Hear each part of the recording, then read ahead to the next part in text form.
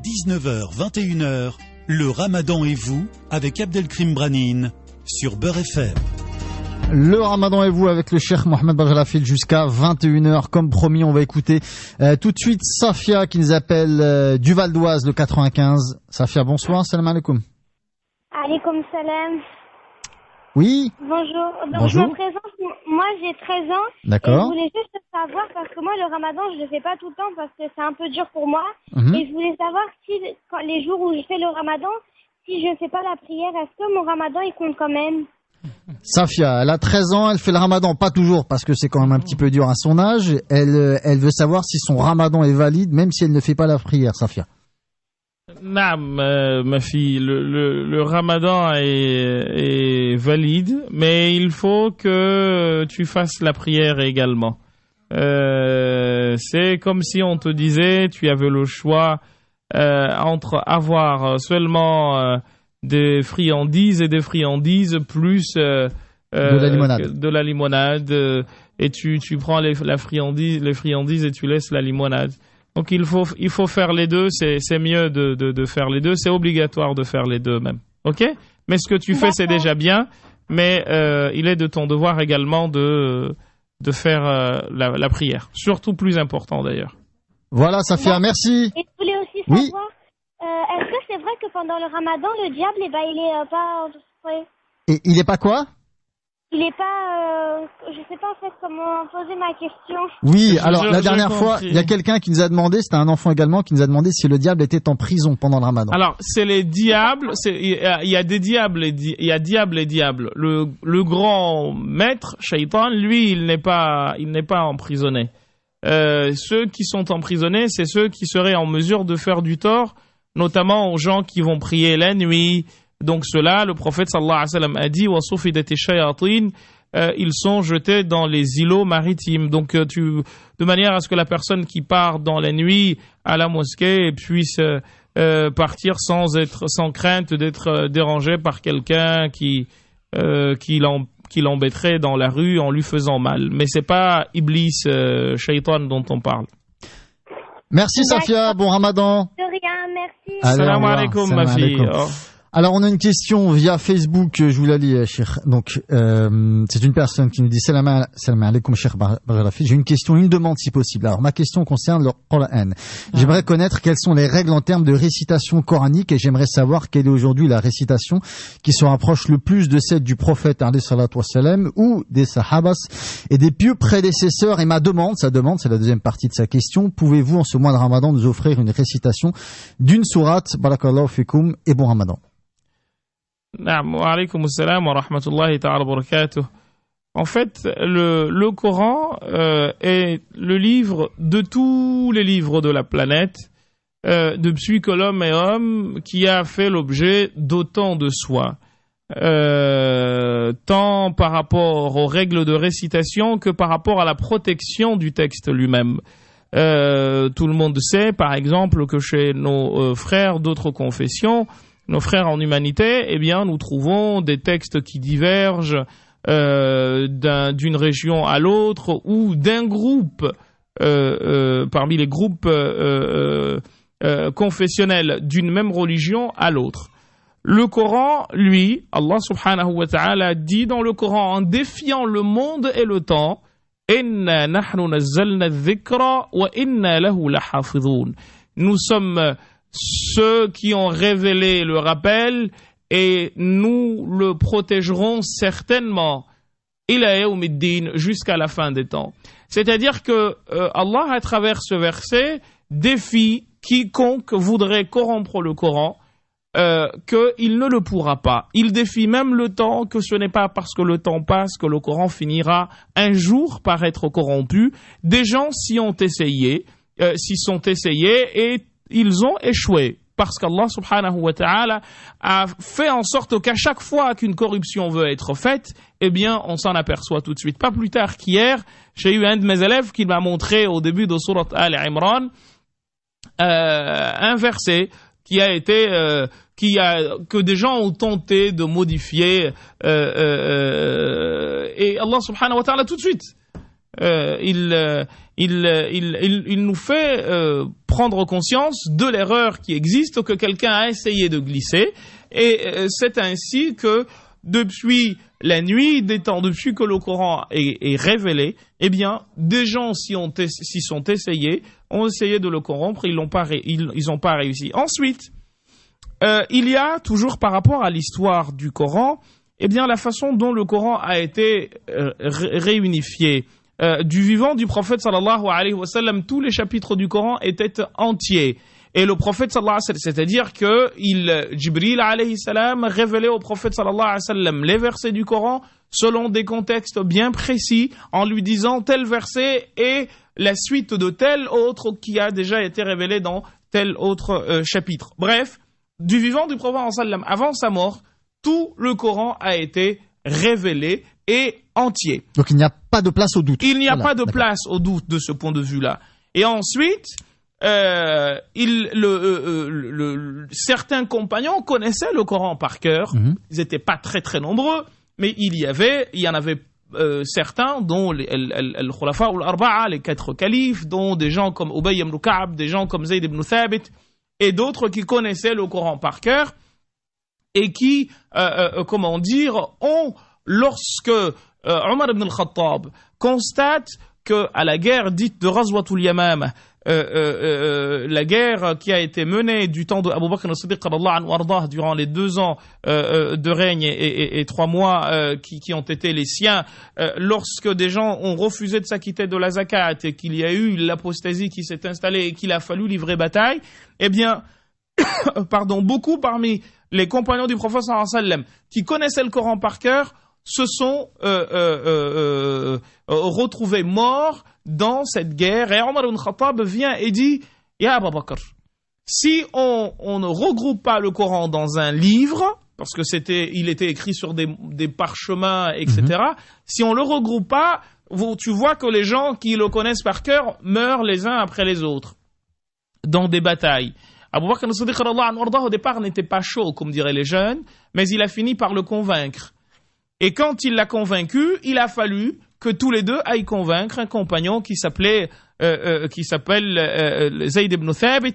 Et c'est ainsi que lui va avoir sous son règne, comme le dit l'imam al-Nawawi dans At-Tibyan fi Adab Hamalat al-Qur'an, et d'autres également, va avoir la charge de réunifier le Coran, c'est-à-dire de le réécrire, et même quand ils ont entrepris de le faire, ils ne se sont pas contentés seulement des parchemins qu'ils avaient.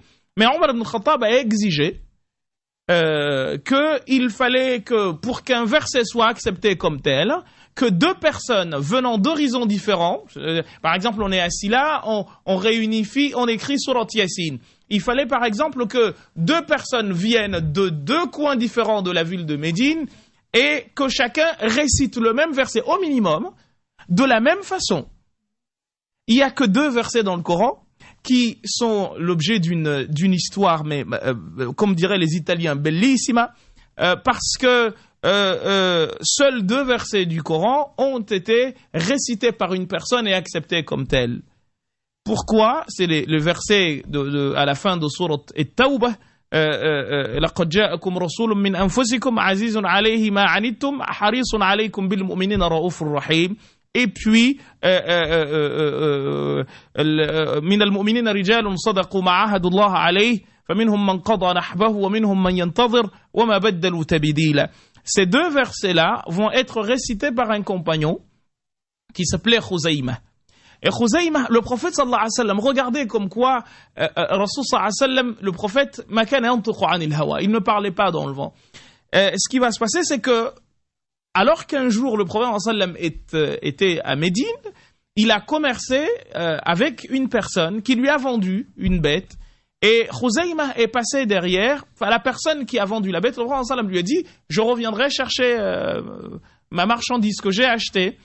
Et le prophète sallam revient et trouve la personne en train de revendre ce qu'il lui a vendu. Le prophète sallam lui dit: mais j'ai acheté. Et la personne a dit: non, quel est ton témoin, etc. Et Khuzayma est passé par là et il a vu l'histoire, il a dit: non. Lui, il a acheté de toi. Et depuis, le prophète sallam lui a dit: man shahida lahu Khuzayma فشهادته بشهادة رجلين. Toute personne qui bénéficiera du témoignage de Khuzayma, c'est que son témoignage en vaudra deux. Or, quand Omar ibn Khattab, justement réunifiant le Coran, ils ont eu Khuzayma qui est venu et qui a récité les deux, ils ont dit, khalas, c'est comme si deux avaient récité parce que son témoignage vaut celui de deux. Et bien à partir de là, c'est une question très intéressante qu'on pourrait développer longuement, et à partir de là, le Coran est établi, ensuite établi au sens d'être écrit comme tel, et il va être... Alors, il n'y avait pas les ponctuations, c'est au temps de Abul Aswad ad-Du'ali, ensuite au temps de Al-Mutawalli que les choses vont évoluer, mais je ne vais pas rentrer dans tous ces détails-là. Ce qu'il faut savoir, c'est que quand le Coran est reçu ainsi, établi, il va être un exemplaire va être confié à la femme du prophète sallallahu alayhi wa sallam, une des femmes du roi sallallahu alayhi wa sallam, Hafsa binti Omar. Et lorsque Omar ibn Khattab meurt et que Othman ibn Affan lui succède, la guerre d'Azerbaïdjan va avoir lieu, et Othman ibn Affan va entendre des différentes lectures du Coran et il va dire, ah, subhanallah, il va arriver au Coran ce qui est arrivé aux autres livres, donc il faut que je fasse un travail. Donc il est revenu, il a pris le Coran de Hafsa et ils ont écrit le Coran et il a été multiplié en 6 exemplaires, comme le dit An-Nawawi, ou 8 dans Tibyan fi Adab Hamalat al-Qur'an, et ainsi le Coran a été, n'est-ce pas, les exemplaires ont été répartis dans les principales villes de l'islam de l'époque. Et ensuite vous avez ce qu'on appelle le qira'at, les lectures. Je ne sais pas si j'ai le temps de développer. Bien sûr, allez-y, parce que c'était justement le sujet de la il y a ensuite ce qu'on appelle le qira'at. Et le qira'at, c'est les lections. Alors, il y a des gens, vous entendez parler de Hafsa an Asim et de Warsh an Nafi', etc. La lecture de Al-Kasa'i, de Hamza. Enfin, je ne vais pas rentrer dans autant de détails que cela. On m'a dit qu'il y avait un concours de Coran et qu'il y avait un cheikh qui a le qira'at al-Ashra ici, qui contrôle et supervise cette émission. Mais ces gens-là, ils vont avoir justement des lections qui, elles, sont directement du prophète sallallahu alayhi wa sallam. Et comment ces lections-là? Sur quoi? On dit que les lections reposent sur 7 lettres. Je ne rentrerai pas encore dans plus de détails que cela, mais ce qu'il faut se dire ici, c'est que c'était souvent un rapport avec des dialectes arabes qui existaient. Par exemple, vous avez, si vous êtes chez Warsh, par exemple, vous avez laqad kana lakum fi rasulillahi iswatun hasana. Et vous allez chez Hafs, uswa. Au lieu de ou, vous avez i. Dans les lectures quand vous avez chez Warsh, par exemple, vous avez un mime qui est sakina, qui est suivi un mime qui est soukoun, qui est suivi d'un alif. Eh bien, le mime se prolonge. Par exemple, on dit inna hadhihi ummatukum ummatan wahida. Ça, c'est la lecture de chez Hafs, par exemple, et chez Warsh, ce sera inna hadhihi ummatukum. Ça, c'est des règles de phonologie qui sont également explicables, que l'on pourrait expliquer par A plus B. Donc, tous ceux qui ont suivi, qui ont entendu le prophète sallallahu alayhi wa sallam a lu le Coran selon ces 10 lectures. C'est-à-dire qu'à chaque fois qu'il y avait la possibilité de lire le verset selon un dialecte parmi les dialectes dans lesquels le Coran a été révélé, le prophète sallallahu alayhi wa sallam l'a fait. Ce qui fait qu'aujourd'hui, quand on lit le Coran avec une de ces lectures, vous avez Hafs, vous avez Warsh, vous avez Qaloun, vous avez Douri, etc. Eh bien, vous êtes toujours en train de lire le Coran tel que le prophète sallallahu alayhi wa sallam l'a lu. Il en existe 10 d'attestés. Alors, on parle de 7, on parle de 10. Ensuite, il y a ce qu'on appelle le qira'at shaz. Le qira'at shaz, ce sont des lectures qui ne sont pas attestées dans le Coran. C'est-à-dire qu'on ne peut pas les utiliser dans la prière. Amma al-ashra, les 10, on peut les réciter par exemple dans Surat al-Fatiha, Alhamdulillahi Rabbil Alamin Ar-Rahman Ar-Rahim, Maliki Yawmiddin, au lieu de Maliki Yawmiddin, Iyyaka na'budu wa Iyyaka nasta'in, Ihdina as-sirata, au lieu de sirata, al-mustaqim, sirata alladhina an'amta alayhim, ghayri al-maghdubi alayhim. Il y a des choses comme cela qui font, je ne vais pas m'éterniser là-dessus, mais ça, c'est des lectures qui sont attestées et qui peuvent être lues dans la prière. Ensuite, il y a el qira'at shadh, les lectures dites rarissimes. Celles-là, elles ne sont pas à rejeter, mais on s'en sert plutôt dans l'exégèse.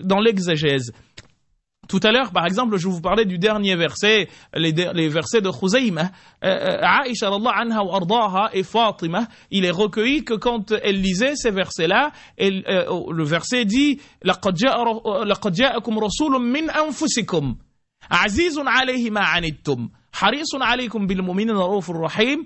Mais elle lisait laqad ja'akum rasulun min anfusikum. Alors, il y a un changement linguistique qui s'opère là, sémantique. C'est que si vous dites laqad ja'akum rasulun min anfusikum, il est venu de vous, min anfusikum, selon l'exégèse de Abdullah ibn Abbas et d'autres, min anfusikum, venant de vous Quraysh. D'autres disent venant de vous humains, venant de vous arabes. C'est pas ça qui nous intéresse ici. C'est que si tu changes le dhamma en fatha, min anfusikum, eh bien, il est venu des meilleurs parmi vous. Et le prophète sallam dit dans un hadith min khiyar, je viens des meilleurs, mais bon, ce serait rentrer dans plus de détails. Donc tout ce que nous lisons aujourd'hui pour faire un résumé, eh bien, rentrant dans le cadre des 10 lectures, mais on peut aller jusqu'à 14, eh bien, rentre dans le cadre de ce qu'on appelle les lectures permises, parce que le prophète sallam a lu telle quelle. Donc, al-qira'atul ashra dont vous entendez parler, ce sont des lectures attestées du prophète sallallahu alayhi wa ala alihi wa sahbihi wa sallam, que les compagnons ont entendu du prophète et qu'ils ont apprises aux tabi'in, ce qui fait qu'aujourd'hui, walillahi alhamd, et c'est ça la preuve que le Coran est protégé, c'est que ce n'est pas quelque chose que je peux rester chez moi et m'apprendre. C'est quelque chose que je dois obligatoirement entendre d'un shir, qui lui a entendu d'un shir, jusqu'à atteindre le prophète sallallahu alayhi wa sallam. Une chaîne de transmission qui n'existe dans quelque autre religion, ni discipline d'ailleurs que ce soit. Donc le Coran, en effet, c'est le livre d'Allah subhanahu wa ta'ala. Inna nahnu nazzalna dhikra wa inna lahu lahafidhun. J'espère avoir répondu à la question du frère, mais on pourrait dire davantage de choses. Alors concernant la demande d'une récitation d'une sourate, peut-être plus tard dans l'émission. Oui, plus tard, Inch'Allah, voilà. Tu me le rappelleras, Inch'Allah. Alors on fait une petite pause, après si on va écouter Kalim du 95, Sherinaz de Grenoble et Ibrahim de Seine-Saint-Denis. Il y a également d'autres questions par écrit. À tout de suite. Le Ramadan et vous revient dans un instant. 19h, 21h, le Ramadan et vous avec Abdelkrim Branine sur Beurre FM. On est en direct jusqu'à 21h ce soir, c'est le Cheikh Mohamed Bagrafil qui répond à vos questions. Tout de suite, on écoute Sherinaz qui nous appelle de Grenoble. Sherinaz, bonsoir, salam alaikum. Sherinaz. Alors, est-ce que Sherinaz est là? Allô? Non. Allô? Oui, allô Sherinaz, on vous écoute, allez-y. Vous êtes en direct. En fait, c'est parce que ma sœur, elle me dit tout le temps que c'est haram d'écouter de la musique pendant le ramadan et c'était pour savoir si c'était vrai. Qui c'est qui vous dit ça, Sherinaz? Ma sœur. Votre sœur, elle vous dit que c'est haram d'écouter de la musique pendant le ramadan. Alors, qu'est-ce qu'on pense, le cher? En fait, cette question participe d'un autre groupe de questions qui est que est-ce que j'ai le droit d'aller voir un petit copain ou ma petite copine dans le mois de Ramadan? En fait, le Dieu du mois de Ramadan, il est le même que celui des autres mois. Il ne change pas, il est le même et il a toujours été le même et il restera le même voilà. Donc il n'y a pas des choses qui sont interdites pendant le mois de Ramadan qui sont permises dans les autres mois. Donc si écouter la musique est permise dans un mois, il ne le sera pas il ne sera pas interdit dans un autre. Pour maintenant répondre directement à ta question, la musique est un sujet qui a fait l'objet de débats entre les savants. Est-ce que la musique est interdite ou pas? Et certains savants disent, beaucoup même disent que la musique est interdite parmi les savants des 4 écoles sunnites. Ceci étant, d'autres disent, non moins importants en nombre et en science, qu'il n'y a pas de hadith authentique qui interdise la musique. Et dans ce genre de situation, celui qui veut écouter de la musique, il écoute de la musique, mais encore une fois, pendant le mois de Ramadan, même ceux qui disent que la musique n'est pas interdite, ils vous diront que c'est le mois du Coran et qu'il faut en profiter pour lire le Coran davantage, ne serait-ce que même un chapitre du Coran que tu répètes tout le temps parce que tu maîtrises, c'est encore mieux, ou des chants religieux qui te rappellent la foi en Dieu, etc., c'est mieux que d'écouter de la musique. Mais encore une fois, je suis de ceux qui disent que la musique n'est pas interdite, mais sachez que la divergence existe. Voilà. Merci Shahinez, bon Ramadan à toi. On va enchaîner avec Brahim qui nous appelle de Seine-Saint-Denis. Est-ce qu'on peut écouter Brahim? Assalamu alaikum. Alaykoum salam. Wa alaykoum salam wa rahmatullahi ta'ala wa barakatuh. Bienvenue Brahim, on vous écoute. Ouais, en fait, moi aussi, c'est à peu près la même question. En fait, moi, je fais de la musique. D'accord. Et je voudrais savoir si je dois plus faire ou si je peux continuer, je sais plus. Vous gagnez votre vie avec la musique, Brahim, c'est ça? Non, je fais de la musique comme ça, je fais D'accord. des instruments. D'accord. Vous êtes musicien? Musicien.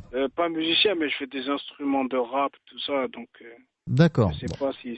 La réponse, elle est la même que celle que je viens de vous dire. Je m'inscris dans une ligne de pensée qui veut que on dise, quand une question est posée, les avis de tous les savants sur la question et qu'on laisse la personne libre de son choix.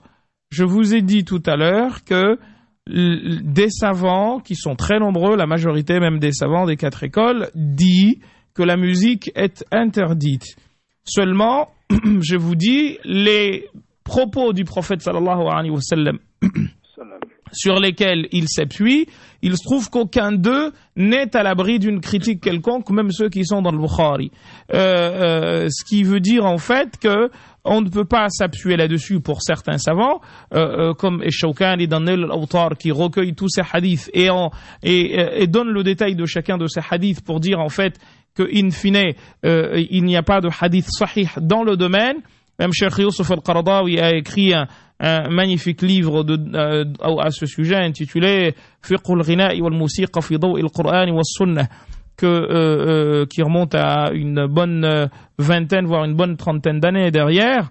Mais avant lui, il y a eu des gens comme l'imam al-Ghazali dans Al-Ihya qui ont également écrit sur le sujet de la musique, pour dire en un mot que il n'est pas interdit de faire de la musique pour certains savants, mais d'autres disent qu'il est interdit. Donc, dans une règle pareille, tous les deux ont raison, et on peut en effet avoir raison tous les deux, contrairement à ce que les gens pensent.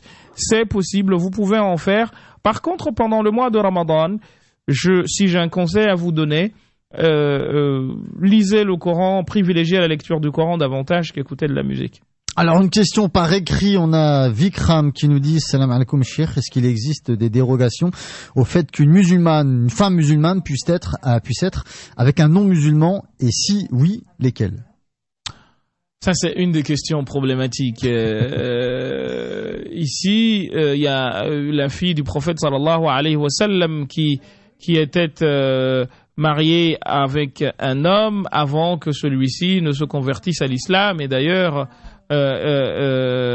il s'était fait prisonnier pendant une bataille, et le prophète sallam a dû donner comme gage ce qu'il avait offert à Khadija pour qu'il soit libéré. Et le hadith montre que la personne n'était pas convertie à l'islam, il l'est devenu par la suite. Mais je ne dérogerai pas du tout de ma ligne de conduite, qui est de donner tous les avis sur les sujets. La majeure partie, 99% des savants musulmans disent une femme ne peut pas se marier avec un non-musulman. L'inverse est vrai, l'homme peut se marier avec une femme chrétienne ou juive, ou même masdéenne, que le prophète sallam a dit qu'elles étaient au même niveau que les gens du livre. Mais encore une fois, c'est dans des conditions bien précises. Par exemple, si la personne n'était pas dans l'islam avant et qu'ensuite elle s'est remise dans l'islam, eh bien, est-ce que cette personne peut rester avec son mari qui lui, est resté dans une autre confession que l'islam?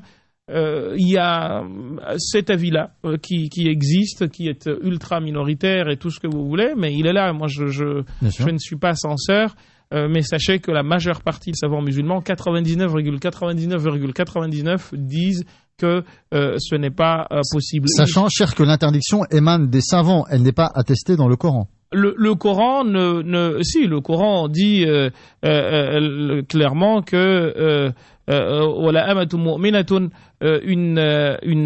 une servante croyante khayrun min musrikatin walau a'jabatkum est meilleure aux yeux d'Allah subhanahu wa ta'ala qu'une païenne, même si celle-ci vous plaît. Et l'inverse est vrai. Abdun mu'minun khayrun min musrik. Le croyant, même s'il est esclave, vaut mieux aux yeux d'Allah subhanahu wa ta'ala que le païen, même si celui-ci vous plaît. Donc de ce point de vue-là, le Coran également, elles ne leur sont pas halal, comme eux ne leur sont pas halal. Donc ça, c'est dans le Coran, c'est clair. En fait, la dérogation, elle est là-dessus. Il y a un avis qui a été rendu dernièrement par certains savants allant dans ce sens. Mais, encore une fois, je n'ai pas ici à vous dire faites ou ne faites pas. Je vous ai proposé les avis et je vous laisse libre de vous-même car vous aurez à répondre davantage de vos actes que des miens. Voilà pour la question à Vikram. On va écouter Ahlam qui nous appelle de Toulouse. Bonsoir, oui, salam alaikum. Oui, salam alaikum. Wa alaikum assalam wa rahmatullahi ta'ala wa barakatuh. Alors, moi, en fait, je vous appelle parce que je suis diabétique depuis l'âge de 7 ans. Donc, sous insuline, j'ai jamais fait le ramadan. Et donc, ma mère s'était renseignée il y a un petit moment pour savoir s'il fallait donner zakat pour récompenser un peu. On lui a dit, en fait, à partir du moment où c'était une maladie chronique, on n'était pas obligé de le faire. Du coup, moi, j'ai jamais donné une zakat ou quoi que ce soit, en fait, pour le fait de ne pas faire le ramadan. Donc, je voulais savoir comment on peut rectifier ça, si c'est possible, et qu'est-ce que je dois faire, quoi. Quel âge avez-vous, sans indiscrétion, maintenant? J'ai 29 ans. 29 ans, ça veut dire que comptez à partir de l'âge auquel vous êtes devenu pubère. Oui. Et c'est un repas par jour en fait à donner parce que vous êtes atteinte d'une maladie chronique et c'est justement ce qu'il faut faire. Alors, mais on peut également vous dire que vous ne le saviez pas. Et le prophète sallallahu alayhi wa sallam a dit rufi'a an ummati al-khata' wa an-nisyan wa ma stukrihu alayh. Il est pardonné à ma communauté l'erreur, l'oubli et ce qu'on les a forcés à faire. Donc vous ne saviez pas parce que qui dit erreur dit quelque chose que l'on savait pas. Par contre, qui dit oubli dit quelque chose que l'on savait et qu'on a omis de se rappeler ou de faire. D'accord. Donc mais du coup je commence à. Mais si vous aviez la possibilité de compter comme je vous ai dit, ce serait mieux. Autrement, on est dans la facilité et Dieu ne vous veut guère la difficulté. D'accord. Et j'aurais aussi une autre petite question. J'ai une petite pension en Algérie. Donc, est-ce que je peux sortir ma zakat du ramadan là-bas ou je suis obligée de le faire en France? Alors, d'ailleurs, ça s'appelle pas zakat, on appelle ça fidya. Zakat, c'est autre chose. Zakat al-fitr, par exemple, pour la fin du ramadan. Le mieux, c'est que vous sortiez là où vous habitez. L'imam al-Ghazali, dans l'Ihya, dit que c'est haram de dépasser le niveau du pays dans lequel on est pour aller ailleurs, même si d'autres fuqaha le permettent. Donc le mieux serait que, à moins que vous viviez en Algérie, là c'est autre chose, mais si vous vivez en France, le mieux serait que vous vous occupez des nécessiteux français avant d'aller vous occuper des nécessiteux algériens. D'accord, ok. Bon, mais je vous remercie en tout cas. Merci, on vous souhaite un très bon ramadan. Wa alaykum salam wa rahmatullahi ta'ala wa barakatuh. Et un grand salam à nos auditeurs et auditrices de Toulouse. Et il nous reste 2 petites minutes avant la pause, Cheikh. On a une question de Sihem qui nous dit est-ce que les gens qui meurent, qui décèdent pendant le ramadan vont obligatoirement au paradis sans passer par l'enfer, même s'ils ont commis des péchés? Ça dépend de la foi sur laquelle on est mort et ça dépend surtout de comment elle a été notre fin. Pharaon, même s'il était mort au mois de Ramadan, il aurait été en enfer. Abu Lahab, même s'il est mort au mois de Ramadan, il y a des gens qui sont morts justement au mois de Ramadan, qui étaient mécréants et qui sont partis en enfer. Donc, ce n'est pas le mois de Ramadan est un gage de paix pour celui qui en est digne. Et celui qui n'en est pas digne, Ramadan ne peut pas lui être d'un secours quelconque. Vous savez, il y a un verset du Coran qui dit qu'il y a des gens qui, quand ils meurent, les cieux, les terres et tous les êtres pleurent leur mort. Et d'autres, Dieu dit, quand ils meurent, ni les cieux, ni la terre, ni les êtres ne pleurent leur disparition. Donc ce n'est pas un gage de quelque assurance que ce soit, sauf pour celui qui en est digne. Voilà pour la réponse, c'est Souham qui nous a envoyé cette question dans un tout petit instant. Alors déjà on va faire une pause et ensuite on écoutera Mohamed de Paris, les appels toujours au même numéro 01 53 48 3000 et puis il y a également des questions par écrit. Mounia qui a 2 questions, alors toujours sur les questions de facilité, de dérogation concernant le Ramadan. On se retrouve dans un instant, à tout de suite. Le Ramadan et vous revient dans un instant. 19h, 21h, le Ramadan et vous avec Abdelkrim Branine sur Beurre FM. On entame la 2e heure de cette émission, le Ramadan et vous. On est en direct jusqu'à 21h. Ce soir, c'est le Cheikh Mohamed Bajrafil qui nous accompagne et qui répond à vos questions. Questions Ramadan, questions Islam, questions religion. Mohamed nous appelle de Paris. Mohamed, bonsoir. Salam alaikum. Allô, salam alaikum. Wa alaykum assalam wa rahmatullahi ta'ala wa barakatuh, Cheikh Mohamed. On vous écoute, Mohamed. Bon, moi je suis chauffeur poids lourd. Des marchandises, je fais le magasin, tout ça. Après, dans les marchandises, il y en a des palettes, par exemple, d'alcool. D'accord. Tu vois. Après, je sais pas comment ça se passe avec Ramadan et tout ça. Ça vous pose un problème de conscience. Oui, vous vous questionnez là-dessus, en tout cas. Alors, Mohamed, ça arrive, hein, voilà, dans le cadre d'un métier. Certains métiers sont en contact avec l'alcool. Là, c'est le cas de Mohamed qui a transporté des palettes avec de l'alcool dedans, cher Mohamed. C'est pas que l'alcool, c'est une palette dont, par exemple, 21 palettes. D'accord, entendu. En fait, dans ce genre de situation, il faut savoir que on regarde toujours, et c'est pas seulement par rapport à votre situation, mais dans la vie, rien n'est entièrement blanc ni entièrement noir. Ouais. On regarde, on tient compte de la notion de proportion. Qu'est-ce qui est plus important quelle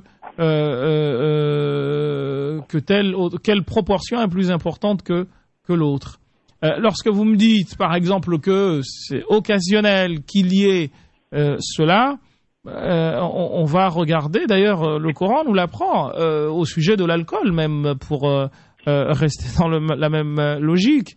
Lorsque Dieu dit au sujet de l'alcool qu'il y a quelques avantages, mais les inconvénients sont plus nombreux que les avantages, et pour cette raison, il y a eu interdiction. Et si l'inverse était vrai, ben il aurait été permis. Mais c'est justement parce qu'il y a plus d'inconvénients qu'il y a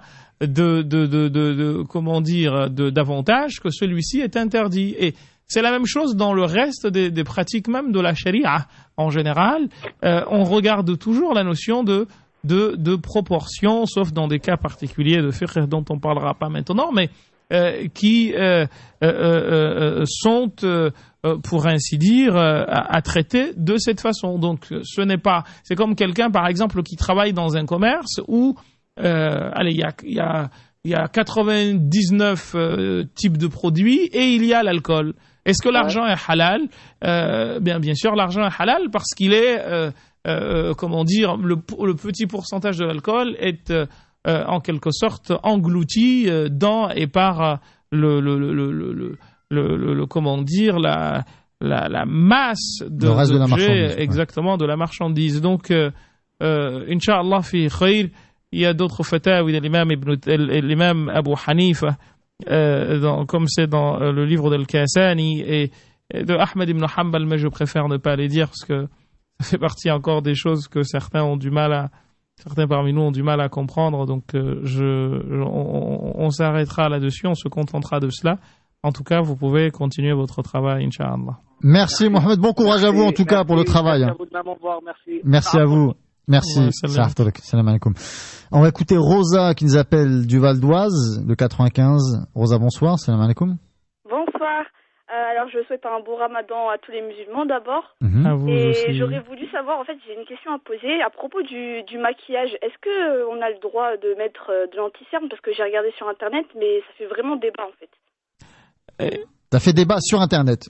Oui. Mais c'est un débat qui n'a pas lieu d'être. Toute chose qui ne passe pas par les orifices naturels pour rentrer dans le ventre n'auront pas le ramadan. Voilà. D'accord. Ok. Ah, ça fait Retenez plaisir. cette règle. Vous pouvez y aller sur l'anti-cerne, il n'y a pas de souci. D'accord, c'est très Mais c'est mieux de gentil. bien dormir. Merci Rosa. Merci, on vous dit à très bientôt. À Sur très Beurre FM. bientôt. Au revoir. Au revoir. Alors, deux petites questions. Je l'ai dit tout à l'heure, c'est Mounia d'Ivry, que vous connaissez bien puisque vous officiez à la Ouais, mosquée chez d'Ivry. l'imam Alors, d'Ivry, oui. elle a deux questions pour vous, professeur. Première question, alors c'est très médical, mais je vous les pose quand même. Donc, elle nous dit, ma mère est malade et incapable de jeûner. Est-ce qu'elle doit sortir la fidya sur le repas du foutour uniquement ou bien sur les deux repas du foutour et du suhour? Non, il n'y a pas de repas de suhour. On compense les jours. On compense pas la nuit, parce que la nuit, il ne nous est pas demandé de jeûner. Le prophète sallallahu alayhi wa sallam a dit dans un hadith que la tazalu ummati ala khayrin ma ajjalu al-futura wa akharu as-suhura.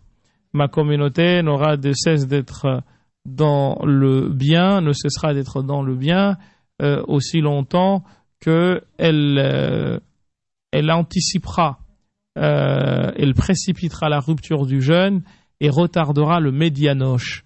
C'est le repas que l'on mange pour se réveiller dans un jeûne.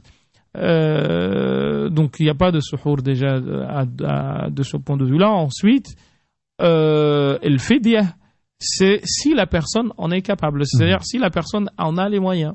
Mais encore une fois, la yukallifullahu nafsan illa wus'aha. Dieu n'impose à personne autre chose que ce dont elle est capable.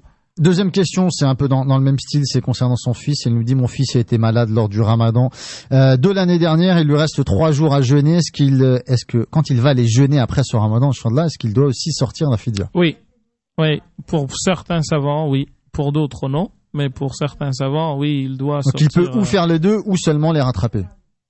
Non, il rattrape et il donne fidya. D'accord.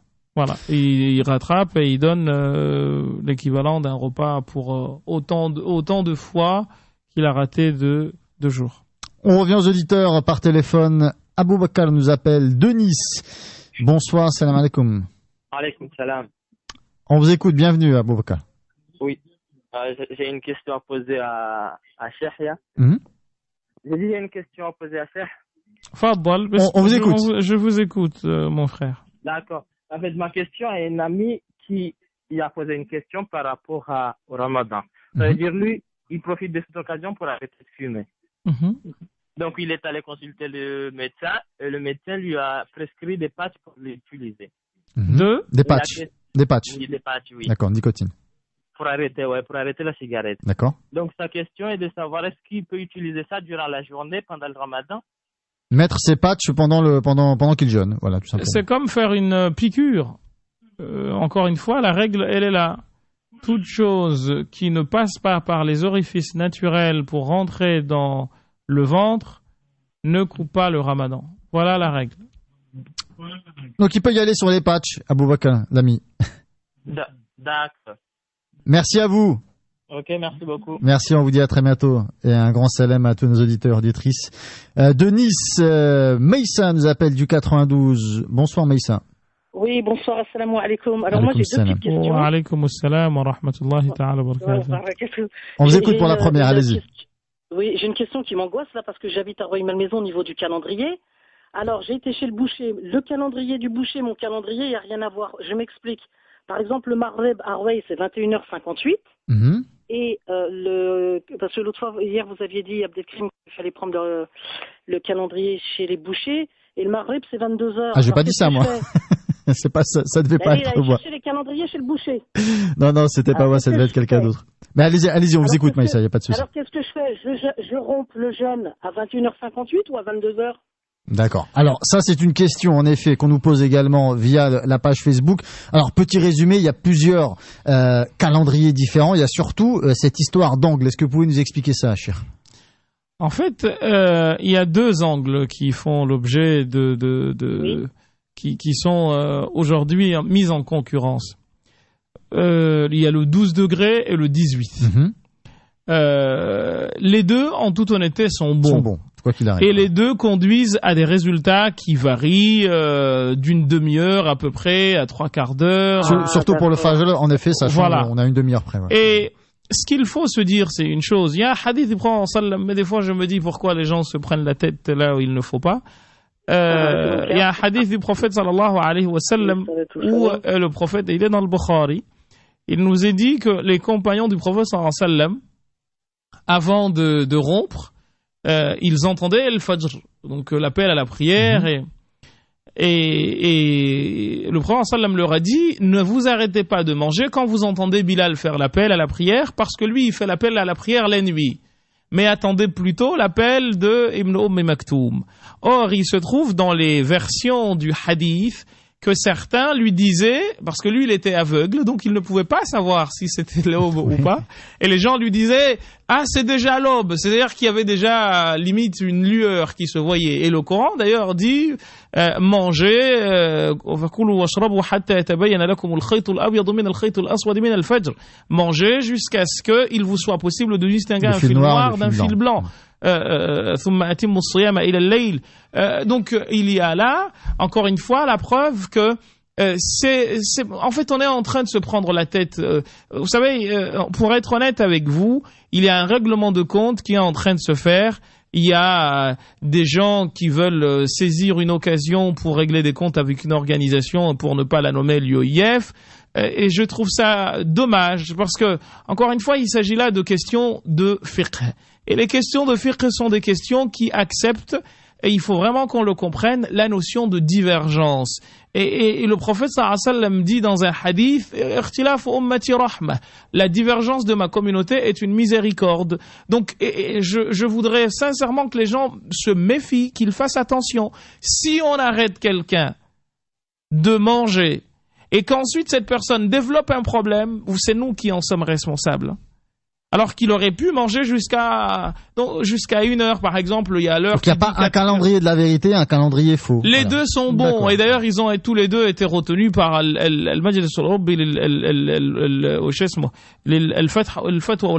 Conseil européen de la fatwa et des recherches, qui dit clairement, et cette histoire de 12 degrés, parce qu'on en parle, c'est à la suite de 2 grandes conférences qui ont réuni de très grands savants, parmi les plus grands savants du monde musulman actuel, excusez du peu, Cheikh Faisal Maulawi, Abdullah ibn Bayyah, Cheikh Youssouf al-Qaradawi, avec des astronomes, et qui ont conduit, n'est-ce pas, à la chose qui suit. Et ils ont dit, le 12 degrés présente l'avantage de laisser un peu plus de temps, notamment en été, à ceux qui ont envie exactement, parce que les nuits sont courtes, donc ça leur donne une sorte de marge, et en effet cela fait partie de l'yusr dont on parlait tout à l'heure, en s'appuyant sur le hadith de Bilal et Ibn Maktoum. Donc les deux calendriers, ya jama'at al-khayr, les deux calendriers sont bons. Celui que vous prendrez, il est bon, quel que soit celui que vous aurez choisi. Très chère sœur, ne vous inquiétez pas, prenez celui vers lequel votre cœur tend, celui vers lequel votre cœur se sent le plus apaisé, prenez-le. Je ne viens pas à moi, Mohamed Badrafil, et vous dire le 18 est le meilleur, le 12 n'est pas bon. Abadan, je ne vous dis pas cela. Et d'ailleurs, parce que nous parlons de cela, si Abdul Karim me le permet, nous avons des problèmes par rapport à la prière de Tarawih, selon un des 2 calendriers. Si vous prenez celui de 12 degrés, le Tarawih est en avant. Si vous prenez celui de 18, il est au-delà de minuit. Donc il faut que nous sachions raison gardée et que surtout nous allions vers ce d'abord vers quoi nos cœurs s'ouvrent et ensuite que nous regardions la notion de facilité. Parce que le prophète sallallahu alayhi wa sallam nous en parle lorsqu'elle dit ما خير رسول الله صلى الله عليه وسلم بين أمرين إلا اختار أيسرهما ما لم يكن إثما أو قطيعة رحم.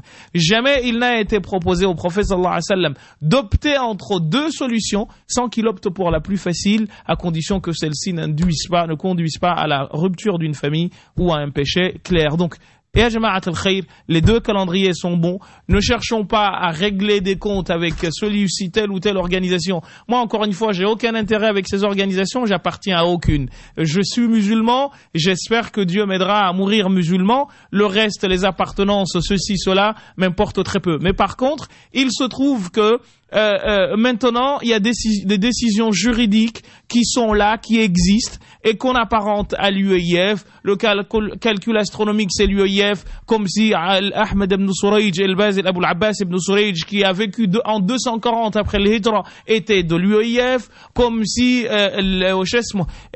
l'imam Shashi, son élève, était de l'UEIF.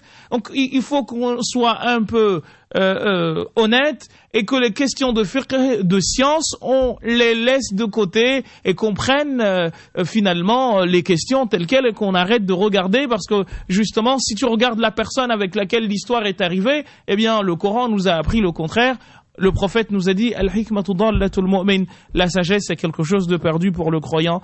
Aynama akhadhaha wajadaha ittakhadhaha, où qu'il la trouve, il s'en empare. Donc ne cherchons pas autre chose que les questions religieuses. Donc les deux calendriers sont bons, très chères sœurs. Alors je crois qu'il y avait une deuxième question pour Maïssa, c'est ça? Maïssa, qui est dans l'archéologie. Oui. Elle fait le ramadan, elle est saïma, mais elle me dit maman, est-ce que ça passe ou ça passe pas? J'ai pas bien entendu le début. J'ai ma fille qui est dans l'archéologie. Oui. Elle est dans le funéraire et elle analyse les squelettes qui datent de je sais pas quelle époque. Oui. Et elle demandait est-ce que son ramadan il passe ou il passe pas? Bien sûr qu'il passe. Elle ne mange pas les squelettes. Voilà. Elle n'est pas. Vous savez ce que veut dire sarcophage?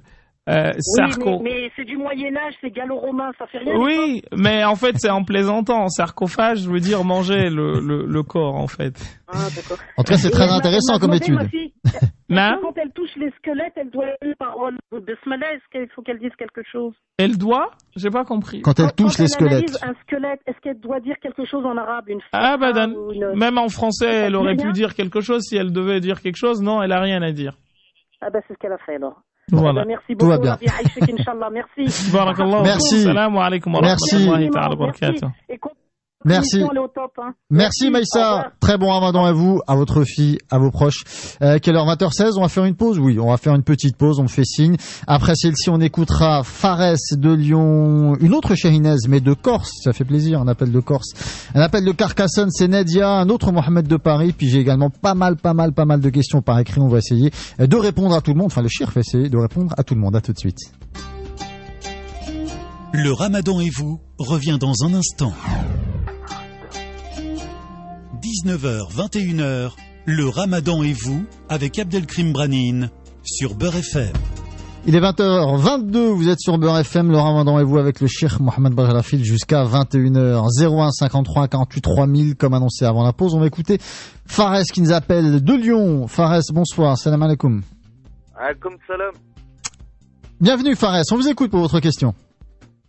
En fait, je voulais savoir une petite question parce que j'étais invité dans un restaurant, ça remonte à 2 semaines, avec mon propre client. Et voilà, en fait, ils m'ont ramené un plat, c'était une grenouille.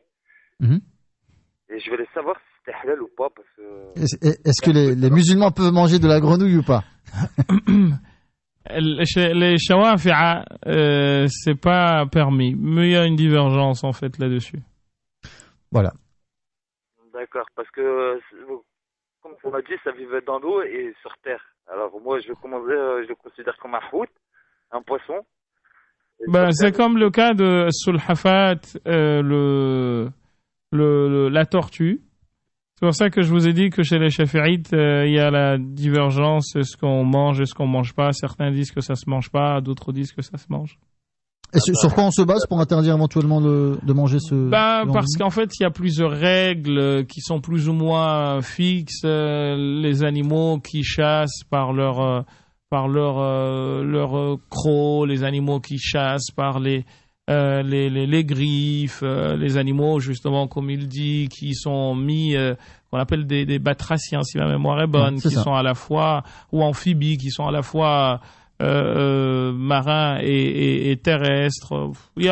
C'est assez compliqué, assez confus comme critères. Chaque école a plus ou moins les critères qui sont les siennes. Maïsen de Toulouse, c'est une question via Facebook. Alors elle a deux questions. La première question vous demande, Cheikh, de l'éclairer sur le sens des versets 200 à 202 de la sourate Al-Baqarah. Oui, c'est écrit. Alors, c'est assez long, deux petites minutes, ouais. Je vais quand même les donner.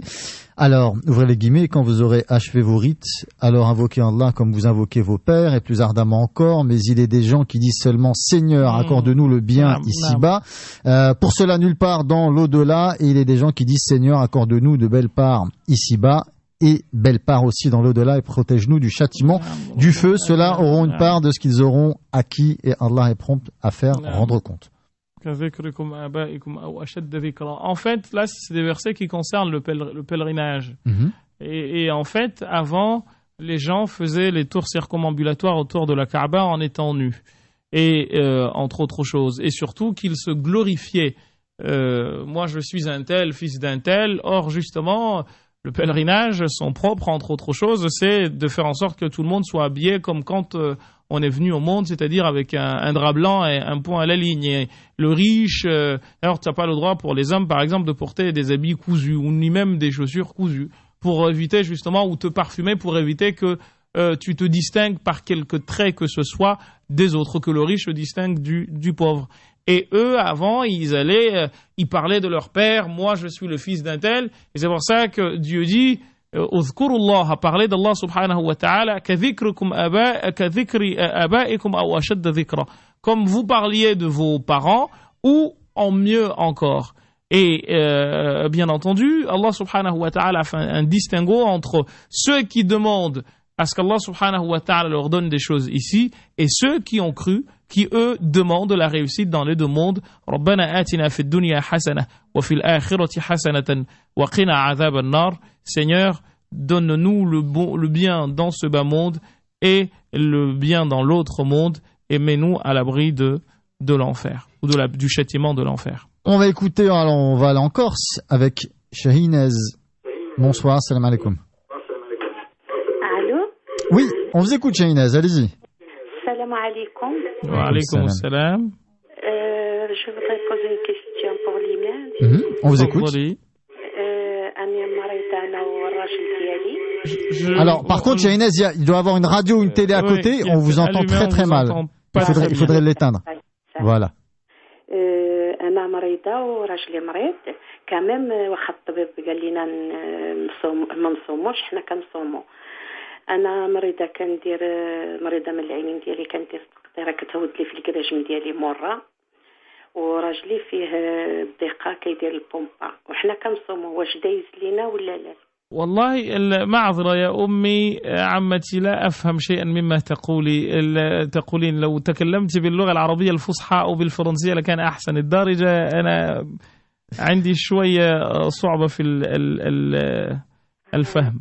Alors, c'est le dialecte algérien que tout le monde ne connaît pas. J'entends pas très bien d'ailleurs, donc c'est peut-être... Alors, en gros, Shahinez, juste si je résume, c'est votre médecin, vous êtes tous les deux malades, vous et votre mari, et le médecin vous a demandé de ne pas jeûner, malgré cela, vous avez fait le ramadan, c'est ça? Voilà, tout à fait. Mon mari, il a de l'asthme. D'accord. Et moi, j'ai problème des yeux. Au niveau des yeux.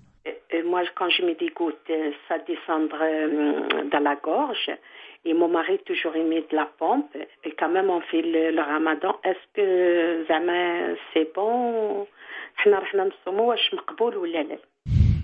En fait, encore une fois, ça rejoint ce que nous disions tout à l'heure. Quand il ne vous est pas obligatoire, quand vous êtes atteint d'une maladie chronique, de jeûner si vous avez des médicaments à prendre.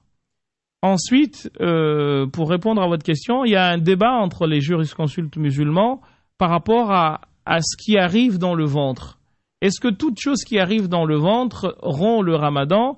Certains ont été jusqu'à dire, si ce n'est pas une nourriture, ça ne rompt pas le ramadan. D'autres ont dit, tout ce qui arrive dans le ventre rompt le ramadan. Donc, par précaution, ces choses-là, je dirais, rompent le ramadan de l'avis de ceux qui disent que tout ce qui arrive dans le ventre rompt le ramadan. Mais sachez, encore une fois, que des avis existent qui distinguent une chose mangeable d'une chose non mangeable. Je me rappelle quand on faisait les cours de Sharia, il y a un livre qui s'appelle Umdat al-Salik d'un monsieur qui s'appelle Ibn al-Naqib al-Masri, et on te dit la chose qui suit. Si tu dors et que tu te réveilles, tu trouves que dans ta bouche il y a une corde et que cette corde-là descend jusqu'au niveau de la gorge, et qu'en la sortant tu vas causer tu vas te faire vomir, eh bien tu n'as pas le droit de le faire. Si tu le fais, tu auras rompu tout seul, et il faudra que le jeûne se sera rompu. Et il ne faut pas non plus que tu demandes à quelqu'un de le faire, parce que c'est comme si tu l'avais fait toi-même. Donc il faut que tu restes la bouche comme ça ouverte et que tu attendes quelqu'un. Enfin bref, les fouqas, certains ont été un peu extrémistes sur les bords, donc prenez le juste milieu. Voilà, chère Inès, donc bon, ça concerne des gouttes et de la ventoline, ouais. Ça revient au même. Ouais. Merci chère Inès, très bon ramadan à vous. Une question par écrit, on a Audrey sur Facebook qui nous dit salam alaikum mais bon ramadan. Voilà, j'aimerais savoir si je peux me convertir en même temps que de faire la fatiha, c'est-à-dire le mariage dit halal. Merci et bonne soirée. Visiblement, Audrey va se marier, elle va également se convertir. Est-ce que sa conversion peut se faire par la même occasion lorsqu'elle fait la fatiha?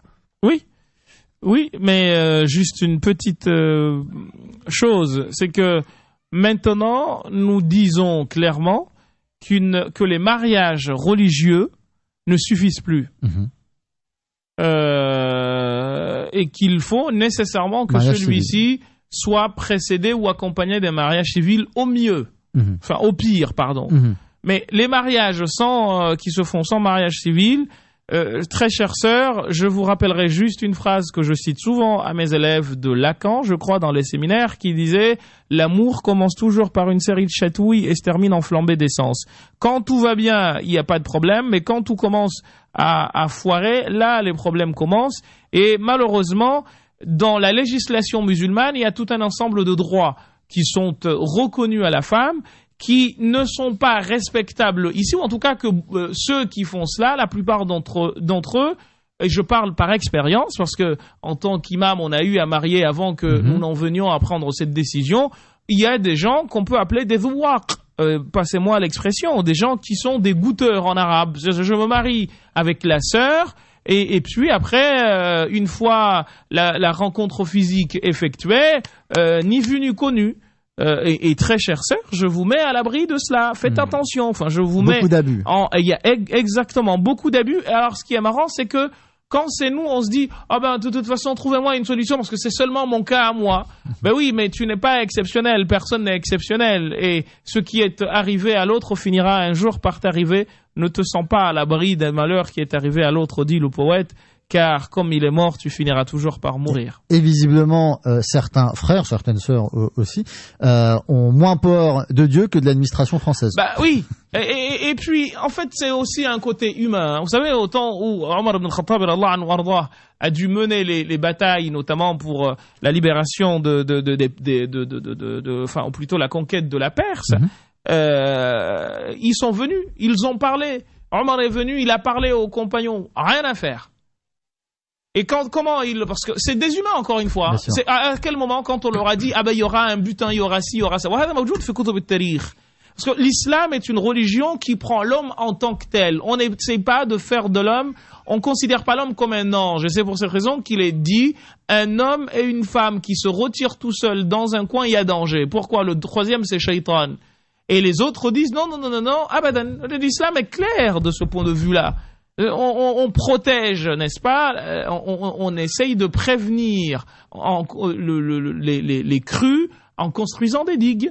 Donc, on dit, chères sœurs, c'est surtout les sœurs qui en sont victimes. Bien sûr. Parce que il y a certaines qui se retrouvent avec des enfants, ou des hommes qui sont déjà mariés, et qui se disent, qui leur racontent toutes les belles paroles du monde. Ça me rappelle un poème de Ahmed Shawqi, mais je ne sais pas si j'ai le temps de vous le lire ou pas, qui s'appelait Nasib. Il parlait de sa fille. Il disait, خدعوها بقولهم حسناء والغواني يغرهن الثناء أتراها تناست اسمي لما كثرت في غرامها الأسماء إن رأتني تميل عني كأن لم يكن بيني وبينها أشياء. Il dit, parlant de sa fille, les garçons l'ont roulée dans la farine en lui disant qu'elle est belle. Et comme les oiseaux, eh bien les belles mélodies l'enchantent et l'enivrent. خدعوها بقول حسناء والغواني يغرهن الثناء أتراها تناست اسمي. La vois-tu? Elle oublie mon nom. لما كثرت في غرامها الأسماء, lorsque sa tête s'est remplie d'autres noms. إن رأتني تميل عني. Quand elle me voit, elle me néglige. كأن لم يكن بيني وبينها أشياء. Et c'est son père qui parle, hein? Comme si entre elle et moi de rien n'était. Et il fait le schéma tactique de la drague. Il dit nadratun, ça commence toujours par un petit regard. Fabtisamatun, suivi d'un petit sourire. Fasalamun, suivi d'un bonjour, bonjour. Fakalamun, suivi de échange. Famaw'idun, après rendez-vous, faliqa'u, et rencontre. Et à partir de là, on se dit, ouais, tout le monde il est beau, tout le monde il est gentil. Tout ce qui brille n'est pas or, dit l'adage. Méfiez-vous des apparences physiques. 20h35, on fait une pause. Après celle-ci, la dernière partie de cette émission, ça passe vite. On écoutera Nedia de Carcassonne, Omar du 94, Yasmina également du 94, Kalima de Valenciennes et Imen. Et il faudra être rapide parce qu'il nous reste très peu de temps. À tout de suite. Le Ramadan et vous revient dans un instant. 19h, 21h. Le Ramadan et vous, avec Abdelkrim Branine, sur Beurre FM. C'est reparti pour un petit quart d'heure, jusqu'à 20h56 avec le cheikh Mohamed Bajalafil. On perd pas de temps, on écoute tout de suite Nedia de Carcassonne. Nedia, bonsoir, salam. Oui, salam alaikum. On vous écoute. Wa alaykoum assalam wa rahmatullahi ta'ala wa barakatuh, ya akhta. Voilà, je vous appelle pour proposer une question. J'ai mon mari qui s'est fait opérer de cœur il y a 3 mois. Et de ce cas, il prend le médicament 3 fois par jour.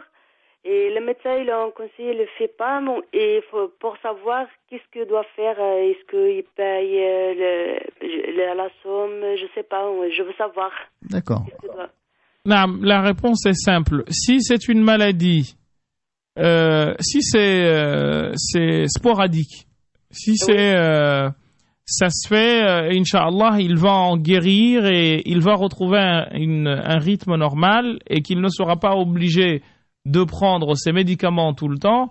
Dans tous les cas, il ne jeûne pas pour l'instant. Il doit sortir quelque chose si c'est une maladie qui va lui laisser des séquelles qui feront que, eh bien, il faudra que tout le temps il mange, ou toutes les 2 heures il mange, ou toutes les heures il mange, ou Allahu a'lam, ou qu'il prenne ses médicaments. Si ce n'est pas le cas, eh bien, qu'il attende de sortir de ce traitement et il rattrapera les jours de Ramadan et il n'a rien à donner dans ce cas. C'est seulement dans le premier cas, si c'est une maladie qui va lui laisser des séquelles, et Inch'Allah ce ne sera pas le cas, à ce moment-là, oui, il commence à s'acquitter d'une fidya, l'équivalent d'un repas qu'il donne par jour jusqu'au temps de jours qu'il y aura de jeûne. D'accord. Il a un médicament à prendre à vie 3 fois par jour. Un médicament à prendre à vie. D'accord. Oui. Là, oui. Donc là, c'est non. C'est donc ça, maintenant, il faut qu'il donne.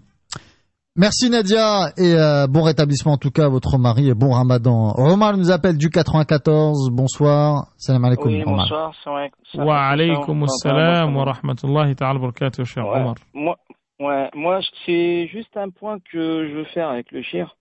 À propos du frère qui a appelé pour... apparemment, c'est un livreur. Et dans ses palettes, il y a de l'alcool. C'est ça.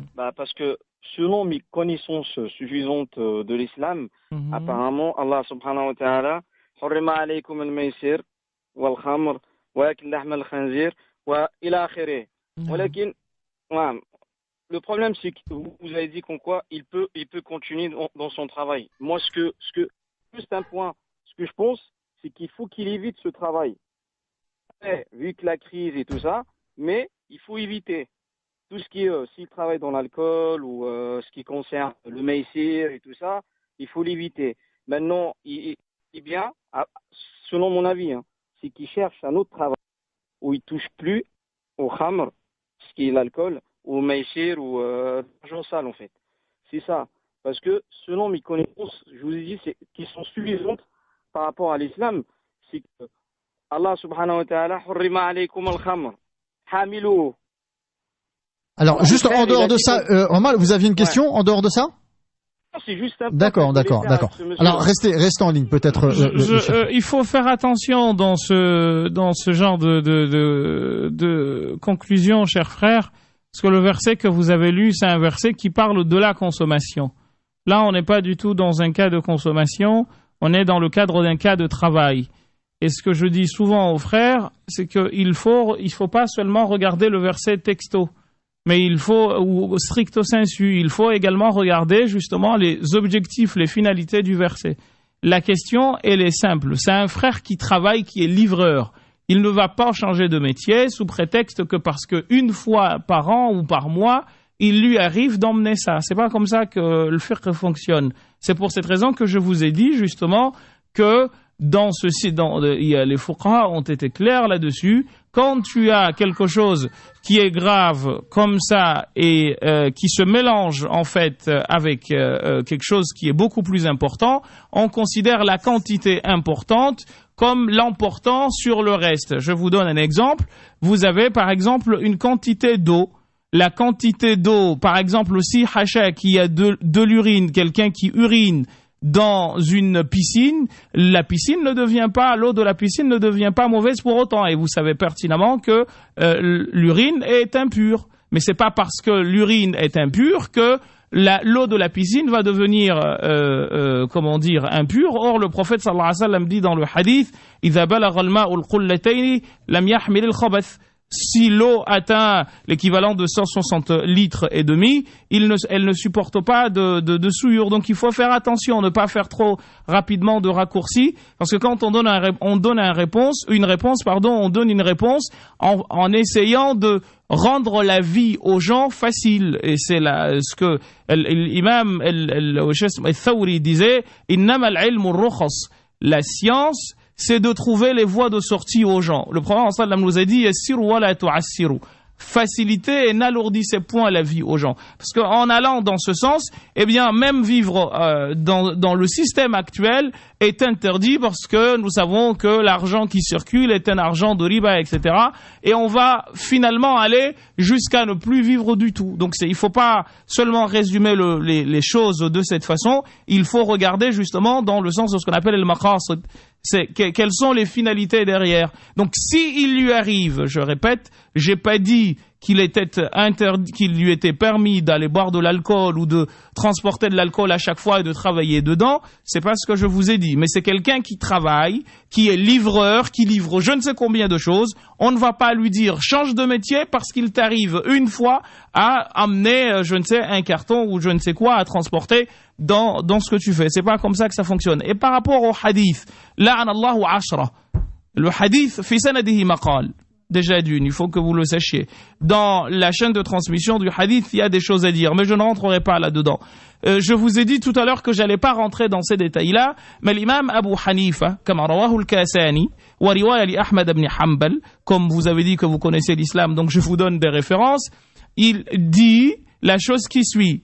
Si quelqu'un, et il discutait avec ses deux élèves très connus, Mohammed al-Hassan al-Shibani et Abu Yusuf, si une personne vient et travaille, par exemple, je prends un verre de je sais pas moi, ou une bouteille d'alcool, ou Allahu a'lam, je le donne à quelqu'un qui lui me paye. Jumhurul ulama, la majorité écrasante des savants dit c'est haram, en s'appuyant sur le hadith que vous avez cité. Mais Abu Hanifa appelle ses deux élèves. Je ne vous dis pas que c'est mon point de vue, juste pour vous montrer combien le fiqh, c'est pas une question de juste comme ça et laisser. Hein. Abu Hanifa, il appelle Abu Yusuf et Mohammed ibn Hassan al-Shibani et leur dit la chose qui suit. Il leur dit, est-ce que c'est le fait de porter qui est interdit ou c'est le porter pour le boire?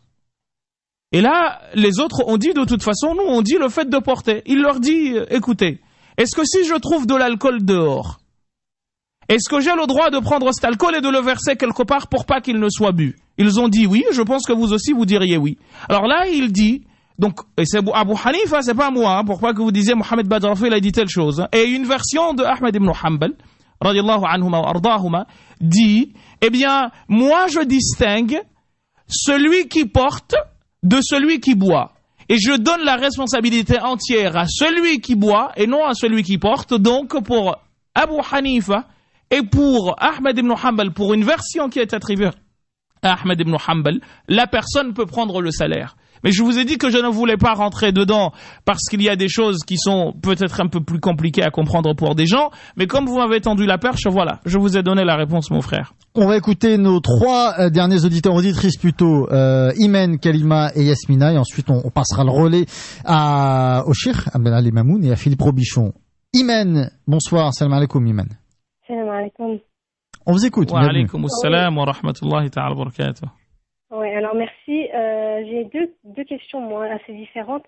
La première, c'est par rapport à moi. Donc, je suis enceinte du début, je suis au 3e mois. Et j'ai commencé à jeûner les quelques jours, là, les 3 premiers jours. Sauf qu'au bout du 3e jour, malheureusement, j'ai fait un malaise et j'ai dû casser mon jeûne. Voilà. Et depuis, mon mari me conseille de ne pas jeûner. Et je voulais d'abord être sûre que c'est halal alayya. Ou comment il faut que je les rattrape, comment ça se passait. Écoutez, chères sœurs, et j'espère que nos frères et sœurs qui nous écoutent entendent la réponse. Le verset du Coran est clair. C'est toute personne qui est capable de jeûner, mais qui aura des difficultés à le faire.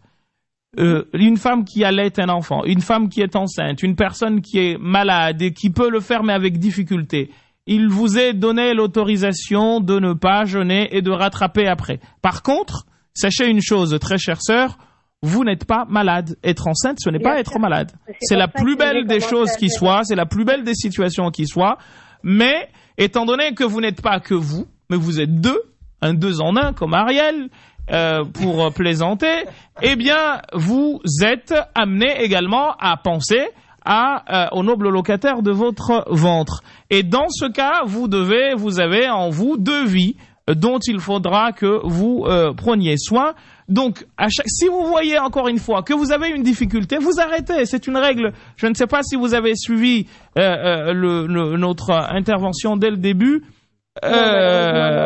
Il faut vraiment que vous compreniez que c'est encore une fois, Dieu vous veut la facilité, mais il ne vous veut pas la lourdeur.